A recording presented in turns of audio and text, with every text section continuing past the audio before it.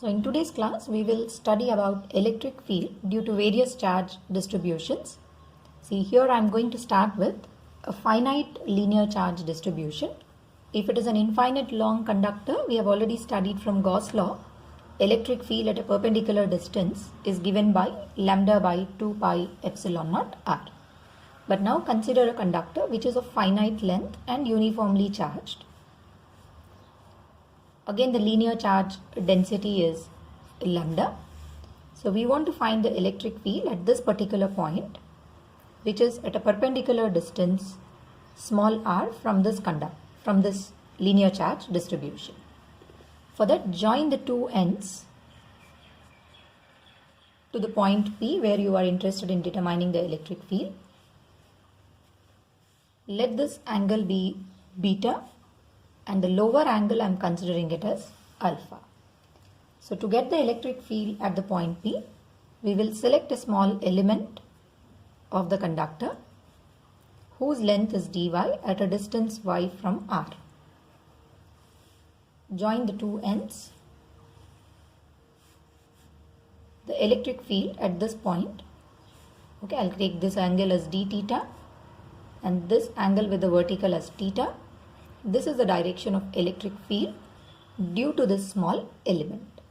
And we know because we have selected a small element, I can write the value of dE, the field produced by this element, is k into dq, charge on the element, by the distance square. So this distance, I'll call it as z, by z square, where z is nothing but under root y square plus r square. Now I will resolve this field into components.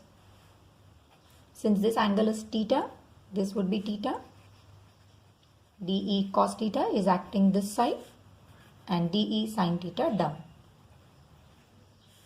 Okay, I'll name this component as dE perpendicular because this component of electric field is perpendicular to the conductor. Whereas this component, which is acting downward, is parallel to the conductor. So I'll call it as dE parallel. Okay, now to get the total electric field, I need to find E perpendicular as well as E parallel. So let us start with dE perpendicular. The perpendicular component, we have got it as dE into cos theta. I'll substitute the value. We know the value of dE as k into dq by z square into angle is cos theta. But we know lambda is given as charge per unit length. I'll write the charge as dq and the length of the element we took it as dy. Okay, this is dE perpendicular. Continue now. dE perpendicular is equal to k is anyway constant 1 by 4 pi epsilon naught.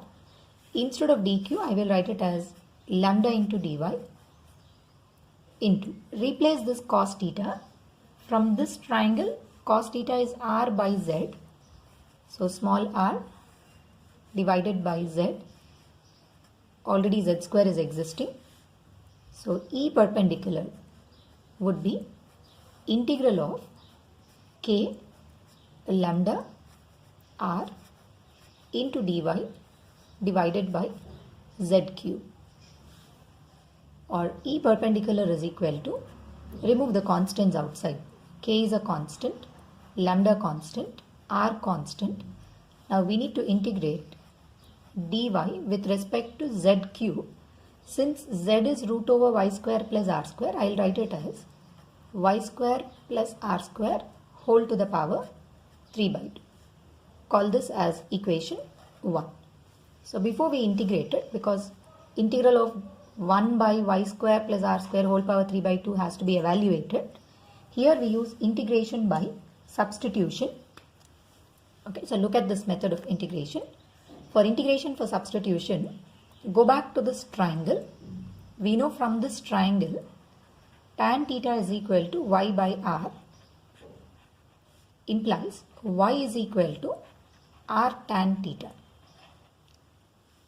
Because we cannot directly integrate it, we are going by substitution method.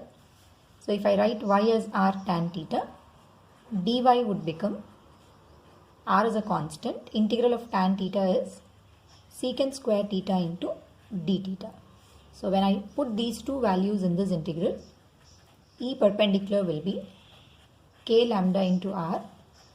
Instead of dy, I will write this r secant square theta into d theta by, observe the denominator, if I replace y as r tan theta, r square tan square theta plus r square would be r square into 1 plus tan square theta.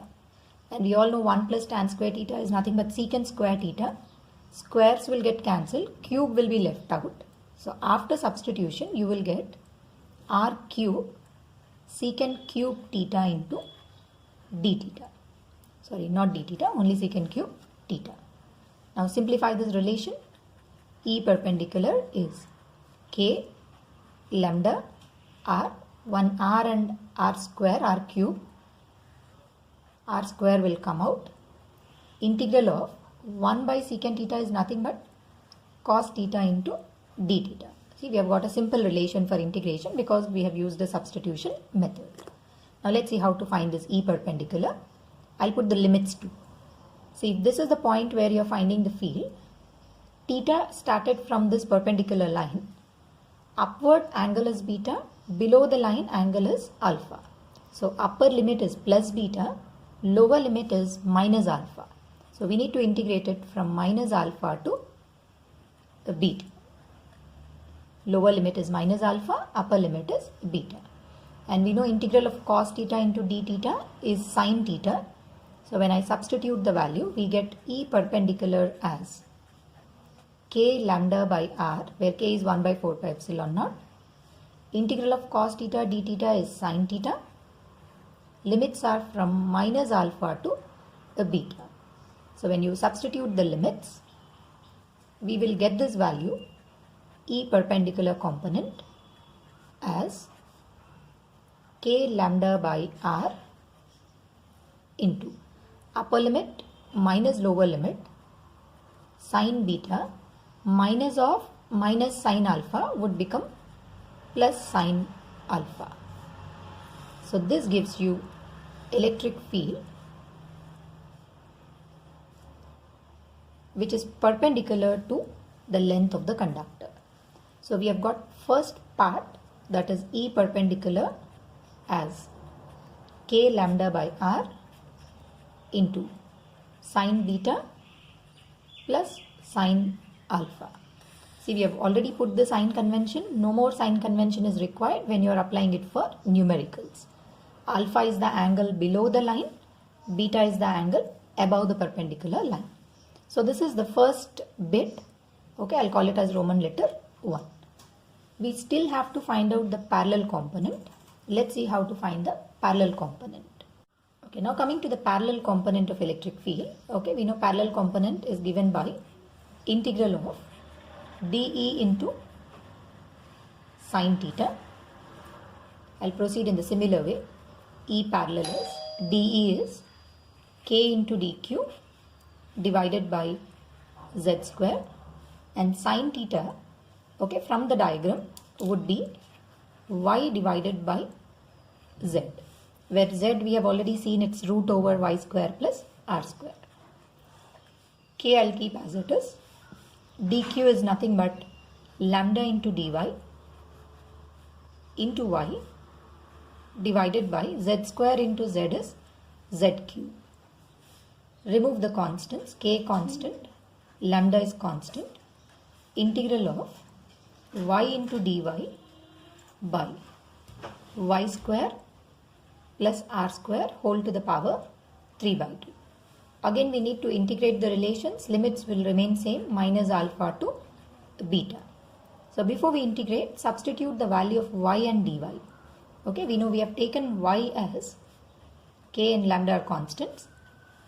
We took the substitution. Y is r tan theta and dy was r secant square theta into d theta divided by this term we have already got as r cube into secant cube theta. So by putting the value of y dy and y square plus r square from the substitution what we have taken, when you simplify this, we get k lambda by, see, r into r by r cube, 1r comes out of integral. Simplify it, tan theta by secant theta would be sin theta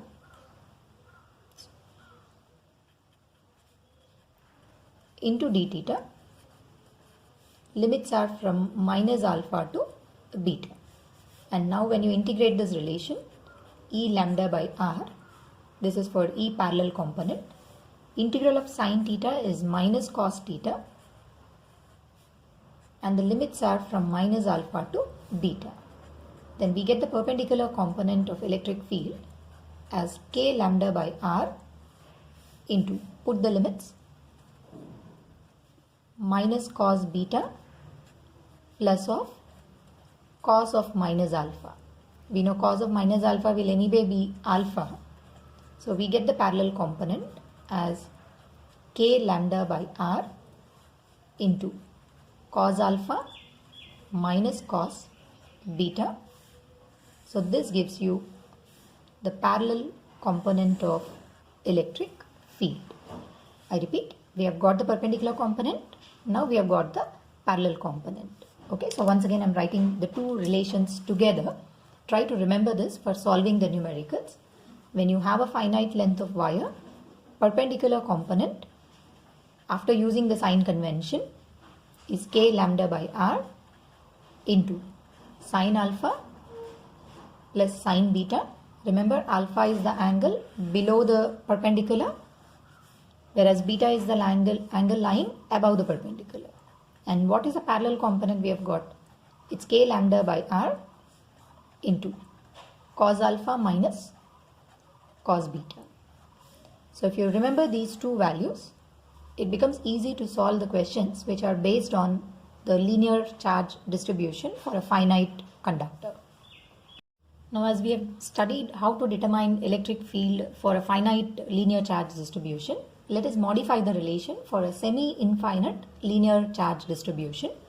The meaning of semi-infinite is, okay, you have a conductor, one end is finite, other end is tending to infinity. Again, it is having a linear charge distribution as lambda, and we are interested in finding the electric field at this particular point P, which is at a distance small r. Now you can make use of the formulas what we have derived previously. Okay, we have seen that when you have a finite conductor, this is the direction of the component which is perpendicular to the linear charge distribution, and this was the parallel component. And we know the formula already. What is perpendicular component? K is 1 by 4 pi epsilon naught lambda by r into sin alpha plus sin beta. Whereas for parallel component, we know the relation, it's k lambda by r into cos alpha minus cos beta. Now we'll just modify the relation to get the answer. For that, see, one end of the wire which was making an angle alpha was lying below the point, but we don't have any wire below the point, so angle alpha would become 0 degrees. I repeat, previously this was making an angle alpha with one end of the conductor. Since the end has approached this r, alpha has become 0.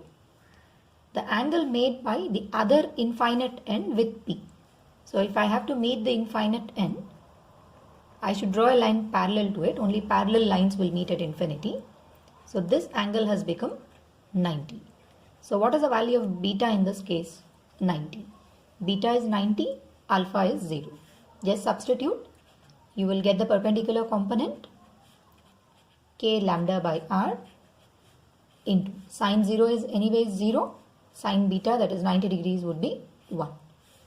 Then come to parallel component. It is k lambda by r.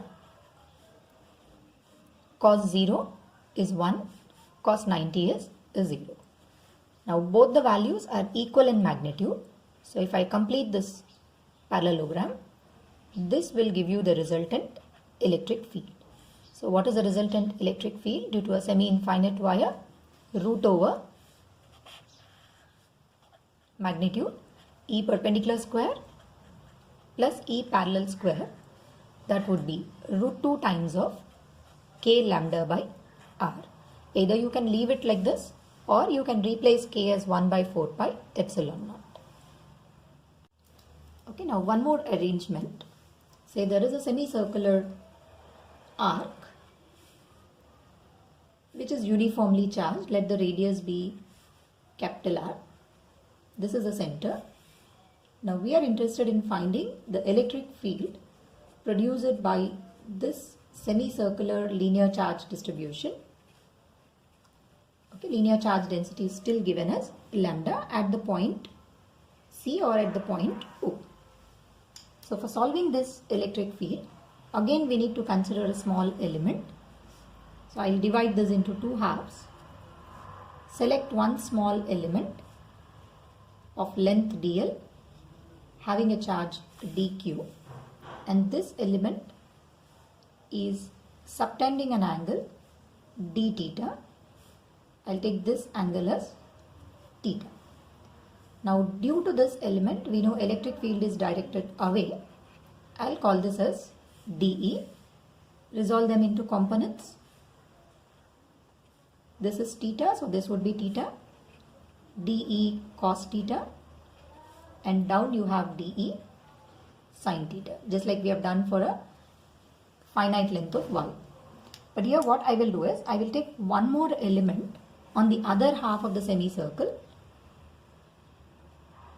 dy, same length, having the same magnitude of charge,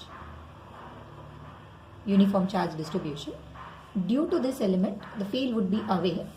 I'll call this as dE, same angle theta. This is also d theta. Now when I resolve them, we get dE cos theta, and down we have another dE sin theta. Now you can observe, for every element lying this side, there is an element on the other side also. Those two elements, horizontal components are getting cancelled. Since horizontal components are getting cancelled, field is only due to vertical components. So we will only calculate the field which is acting in the downward direction. The total field acting along y-axis for this alignment is dE sin theta. Okay, I'll write it as dE into sin theta. I took the second element only to prove that horizontal components get cancelled. So now if anyway horizontal components are getting cancelled, field is only due to vertical components. To get the total field, I need to integrate this relation. Integral of dE into sin theta. Now integrated, integral of dE. dE is the field due to dQ. That will be k dQ divided by distance of dQ from the point P is r square. R is the radius of the semicircle, into sin theta. And what are the limits? I have to start from this end, integrate till the other end. So theta begins from 0 and then it is extended up to pi. So from 0 to pi. So k is anyway constant, comes out. R square also comes out. Now I need to replace this dq.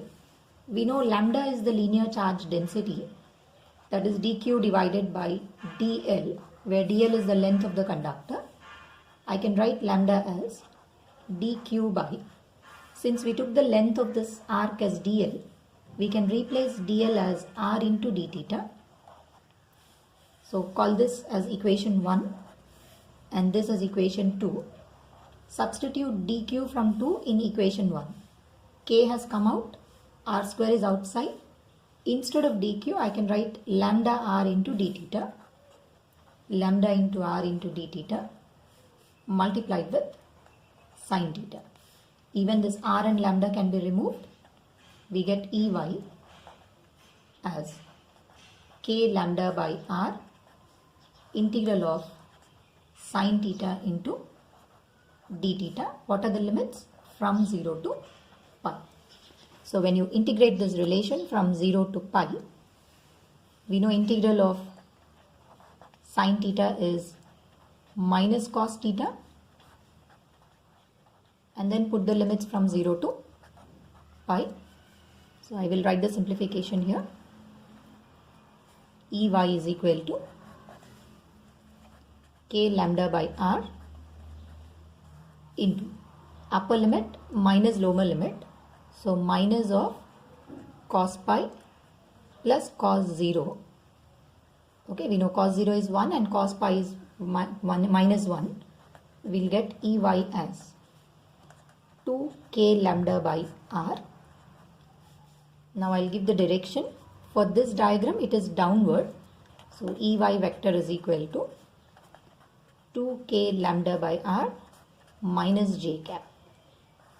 And if you replace k as 1 by 4 pi epsilon naught, you will get the electric field due to a semicircle as lambda by 2 pi epsilon naught r direction minus j cap. That means it's away from the positive charge. So this will be the answer for a semicircular arc. Similarly, you are given an arc of angle theta. So this is a uniformly charged linear charge distribution on an arc which is subtending an angle theta at its center. Then just like we have done for a semicircle, okay, you can divide this into two parts. Take one element here and another element and try to determine the electric field. If the linear charge density is lambda, okay, you try in the same way we have done for a semicircle. Then after simplification, you will get, okay, I'm leaving the derivation for you. You try it. If you can solve, we will get the field which is perpendicular to this. That means away from this arc will be, I'm giving you the magnitude. You will get the answer lambda by 2 pi epsilon naught r into sine theta by 2. I'm giving you the formula. You try to work out the derivation. Procedure will be similar to that of a semicircle. I repeat, if you are given an arc, then electric field would be lambda by 2 pi epsilon naught r sine theta by 2. Direction is always away from this positive charge.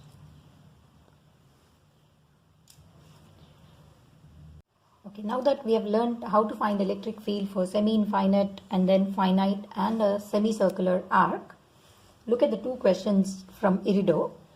So you have a U-shaped conductor or a U-shaped linear charge distribution. These two ends are tending to infinity. We need to find out electric field at the center O for the two arrangements. Okay, so take the radius as r or the perpendicular distance as r. For that, now we will make use of the result what we have discussed just now. We know that when you have a semi-infinite wire, okay, I'll divide this whole diagram into three parts. From this to infinity 1, semicircular portion 2, again the semi-infinite as 3. Now let us start with the first part. For this semi-infinite wire, we know perpendicular component is acting perpendicular to it like this. Parallel component is downward. I'll call this as E parallel. For the third wire also, perpendicular component is away from it. Parallel component is acting downward. So one more parallel component we have got. Both are identical in linear charge density. So the two perpendicular components are getting cancelled. So for 1 and 3, we have two components which are acting downward. So resultant field of first plus second. That means for semi-infinite and semi-infinite, we have got the answer 2 times the parallel component. We know parallel component is k lambda by r and is directed in downward direction. Okay, downward vector. Now come to semicircular arc. Just now we have seen that if you have a semicircular arc, then electric field at the center of the third part, okay, due to semicircle is 2 times of k lambda by r, that is lambda by 2 pi epsilon naught r, directed away, that is in j cap direction. So we have the two fields, E1 plus E2 as 2k lambda by r, E3 also 2k lambda by r. Both of them are equal and opposite to each other. So the net field at the center would become 0. Okay, we have just used the result of semi-infinite and semicircular arc and got the answer as 0. Similarly, look at the second example. Here the wire is bent. The two ends are tending to infinity. We need to find the electric field at this point O. Again, divide this segment into 3 parts. 1, 2, and this arc as 3. I'll give the directions. For this semi-infinite wire, this is the perpendicular component. Down you will have the parallel component. And for the second semi-infinite wire, perpendicular component will be perpendicular to it. Parallel component is directed back. And we know the magnitudes. E perpendicular is equal to magnitude of E parallel, that is equal to K lambda by R. Now you can see these two are equal and opposite. These two are also equal and opposite. So the field produced by first and second elements or second components is getting cancelled. We are only left with this arc whose angle is 90 degrees. So the net field acting at O is, we know the formula, it's lambda by 2 pi epsilon naught R into sine theta by 2. Arc angle is 90. So 90 by 2 will become 45 degrees. So you will get the answer. Okay, because sine 45 is 1 by root 2. 1 by 2 root 2 lambda by pi epsilon naught. Radius is given as capital R, so I am writing it as capital R. So this will be the result. Okay, now coming to one more example. How to determine the electric field on the axial line of a ring where charge is uniformly distributed. Okay, so let the charge distributed on the ring be Q. Radius is capital R, and we are determining the electric field at a distance x. So to determine the electric field at a distance x, again we proceed in the similar way. Take a small element whose charge is dq. Due to this dq, electric field at the point P is directed away from it. I'll call this as dE. If this angle is theta, resolve dE into components. This would be theta, dE cos theta and dE sin theta. Similarly, select one more element exactly opposite to it. You will get the field directed away, dE. Again this angle would be theta, cos and sin. So I am taking two elements again to show that vertical components will anyway get cancelled. So field is only because of horizontal components. I repeat, the second element is chosen only to prove that dE sin theta and dE sin theta components will get cancelled. So now coming back to only the horizontal components, we have seen that field is only along x-axis, which is integral of dE cos theta. And now I'll integrate the relation. dE is the field produced by the charge dq at a distance z. I'll call this distance as z. It's k into dq divided by z square into cos theta.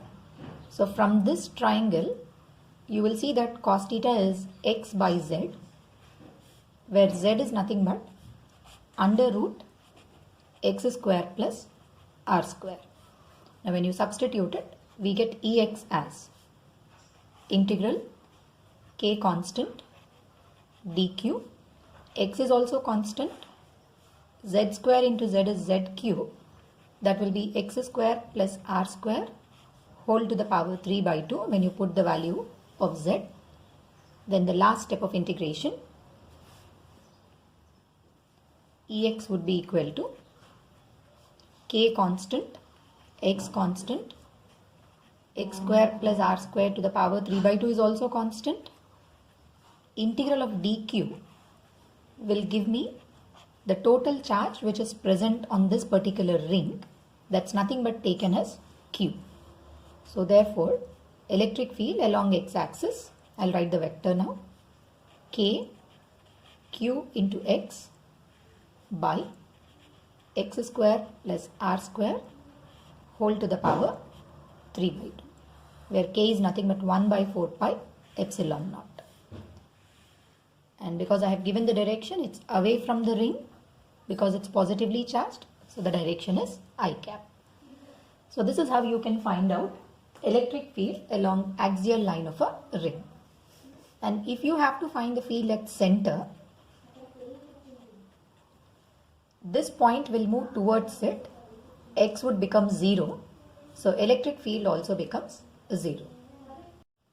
Okay. Now that we know what is a field along axial line and at the center of a ring, see, we observe that at the center the field is 0. As you go away, it is increasing with distance x, but it increases only till a certain point.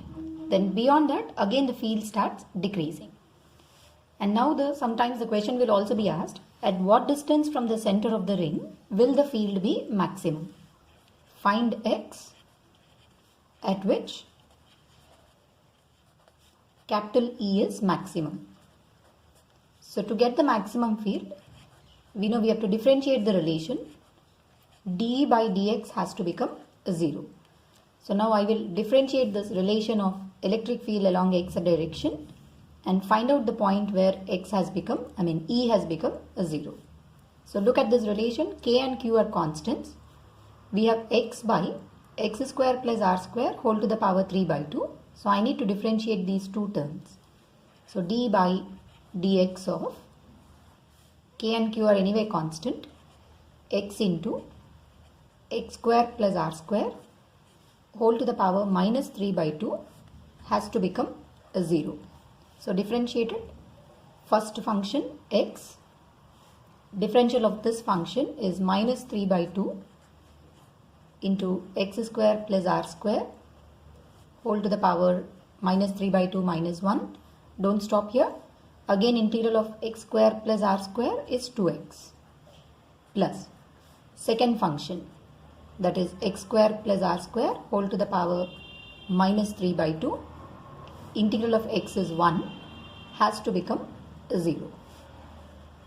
Now simplify it.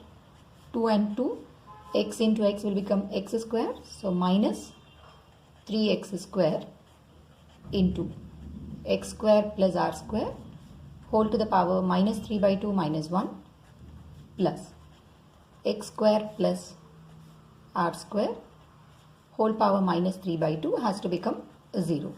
Since both terms have x square plus r square whole power minus 3 by 2, I will equate it to 0. We are left with 3x square by x square plus r square should become minus 1. I took this to the left hand side. 1 gets cancelled. Simplify this relation. 3x square should be x square plus r square implies 2x square is equal to r square or x equal to r by root 2. So this is the distance where the field has become maximum. And now if you observe the variation, graphical variation, how electric field is changing with distance from center of the ring. So here I'll give this as a ring and this is your axial line, the corresponding graph. At center field is 0. As you move away from it, field is increasing and it is maximum at r by root 2. So first the field increases to a maximum value at r by root 2. Then beyond that it again starts decreasing. The same thing happens even on the left hand side. I'm showing the direction opposite. It increases till r by root 2, direction is opposite, and decreases later because field this side is away, positive, and field behind the ring is towards negative direction. If one graph I'm showing in positive quadrant, the other one is in the negative quadrant. Okay, now coming to calculation of electric field due to a uniformly charged disk. Okay, we have seen for a ring and now for a disk. So assume that this is a circular disk whose radius is capital R and we want to find the field at the point P. And this disk is uniformly charged throughout the surface with surface charge density sigma. And axial distance, I will take it as x. So to determine the electric field due to this ring, so first we will consider one elemental ring inside the disk. So consider a small ring whose thickness is dr, and this is enclosing a charge dq. And just now we have studied what is the electric field along axial line of a ring having a charge q. So similarly, the electric field due to the ring, I'll call this as dE, which is directed away, is k, q here is dq into x by x square plus, I have taken this radius of the smaller disk as small r, smaller ring as r square whole to the power 3 by 2. This is the result what we have calculated for a ring, q into x by x square plus r square whole power 3 by 2. And we know combination of so many such rings will make a disk. So to get the total field, we need to integrate this relation. So before we integrate, let sigma be the surface charge density. So the charge which is on this ring whose thickness is dr is dq by the area of this small ring, that is 2 pi r into dr. Call this as equation 1. Now come back, we need total field, so we need to integrate this relation. Integral limits are from 0 to capital R, k constant. Instead of dq, I will write the remaining terms, that means sigma into 2 pi r into dr into x divided by x square plus r square whole to the power 3 by 2. So write all the constants outside. K constant 1 by 4 pi epsilon naught, sigma constant, 2 pi constant, x also constant. So remaining terms are r into dr divided by x square plus r square whole to the power 3 by 2 from 0 to capital R. Now again we are going to integrate it by using substitution. Okay, for the substitution, I will write let x square plus r square be y square. Y square is equal to x square plus r square differentiated 2y into dy. Since x is not variable, it's a constant. Differential of a constant is 0. Differential of r square is 2r into dr. So instead of r dr, you can write y dy. So I will substitute the value in this. Okay, we get electric field. K is 1 by 4 pi epsilon naught. So when you write it as 1 by 4 pi epsilon naught, 2 pi will get cancelled. Sigma by 2 epsilon naught x will be left. Integral of, instead of r dr, I will write y dy divided by, since we took x square plus r square as y square to the power 3 by 2 will become y cube. Okay, I'll continue here. Electric field is sigma by 2 epsilon naught, x is outside, integral of y to the power minus 2 into dy. That is nothing but sigma x by 2 epsilon naught, integral of y to the power minus 2 will be minus 1 by y. Now replace the value of y. Since we took the substitution y as x square plus r square under root, so this will be minus 1 by under root x square plus small r square, where the limits of small r are changing from 0 to capital R. Now put the limits, we will get electric field sigma by 2 epsilon naught into x. First in the place of small r, capital R, so minus 1 by x square plus capital R square, minus of minus will become plus, In the place of r, when you put 0, this is 1 by root over x square, that is 1 by x. On further simplifying this relation, take x inside, sigma by 2 epsilon naught, x by x would be 1 minus x divided by, okay, there is a root here, under root x square plus capital R square. So instead of remembering this relation, if I join the end of the disk to this point and call this angle as theta, you can also write this as sigma by 2 epsilon naught into 1 minus cos theta.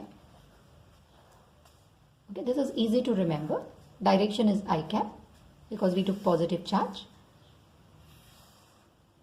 So for a disk, sigma is the surface charge density, sigma by 2 epsilon naught into 1 minus cos theta. Remember this theta, where theta is x by under root x square plus r square. So this gives you the electric field produced by a disk.